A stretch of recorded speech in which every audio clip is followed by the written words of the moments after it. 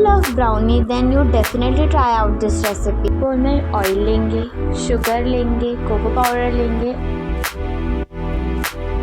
and मैदा लेंगे, उसे mix करेंगे, मिल्क लेंगे,